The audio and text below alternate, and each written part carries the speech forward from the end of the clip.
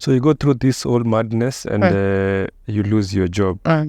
So what happens after you lose your job? I stay in the cold for like almost maybe 8-9 months.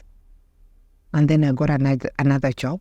But luckily for me, the people who got me are the same sort of people I was dealing with in the hotel. The groups I was hosting.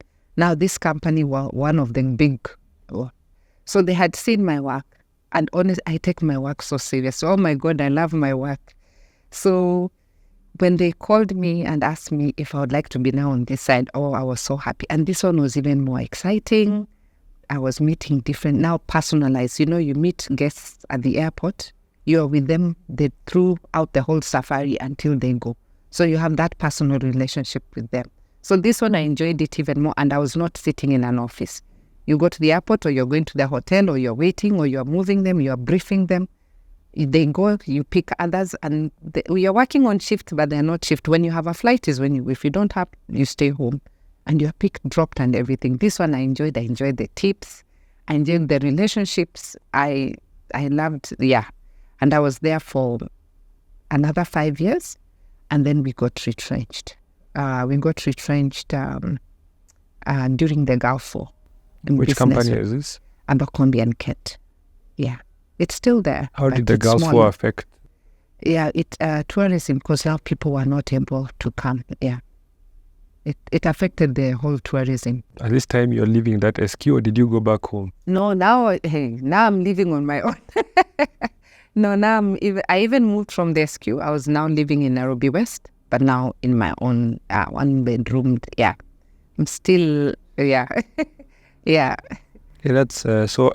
How did you went through then losing your job, another retrenchment? How was that affecting that you? One, but remember, there's a gap of good times because I'm enjoying this job. I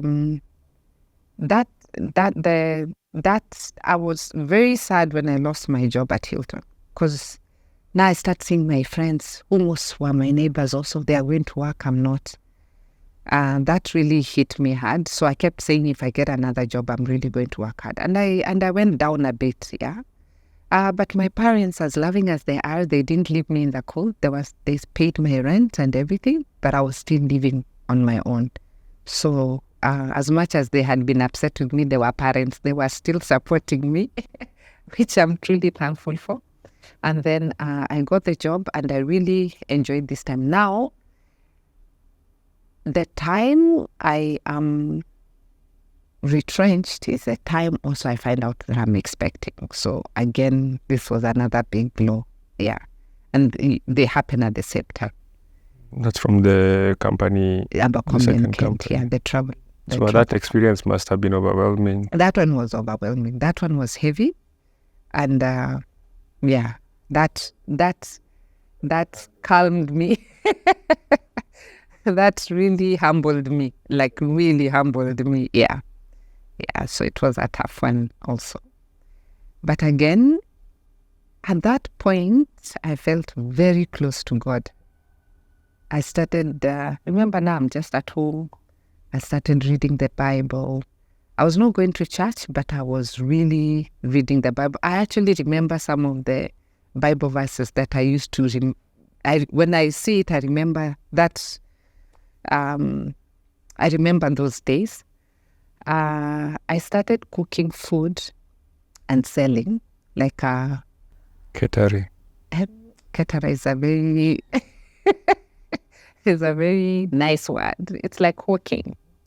So what I would do, I would cook food and take back to my old office at lunchtime, and I have to hide because the building did not allow hawkers. So what I was trying to do is come in and pretend that I still work there. And we had these branded bags of the company. I had one like that. So I'd put the food there and go in exactly lunchtime and sell to my colleagues. Of course, they're buying now. They are feeling way for me, so supporting me, and I'm expecting. But then one day, they found out, because one day I was really, really tired and I didn't go. So I cooked the food, but I sent someone, one of the workers in our compound where I was staying. But I think when he went there, he got lost. He was asking, oh, I'm going here. I was told to bring this. And then the security noticed. So the next time I came, they stopped me. And that did not go down well for all of us. Yeah. So another story for another day. But I totally lost it again. And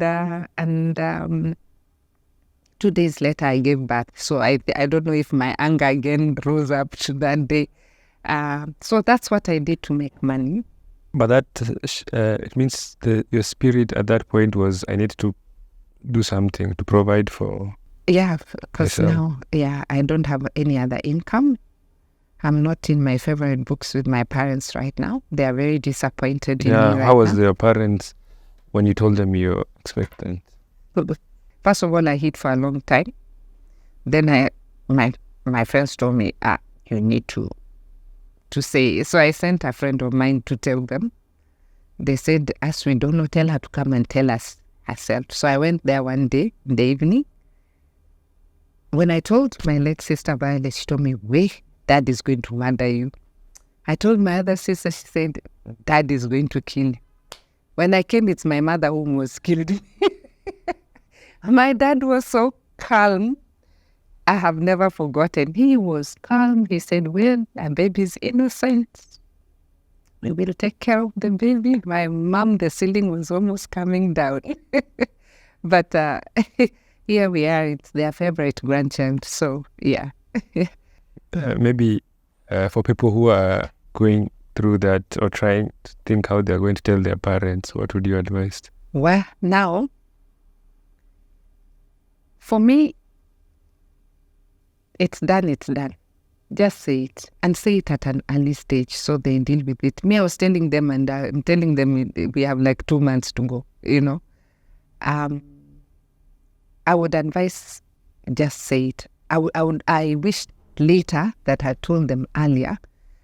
Maybe they would have reacted the way they react. Of course, you don't expect them to clap hands and hug you. I mean, unless you went through the right way. But I would rather they tell early. They will get upset. Go there prepared that they will get upset.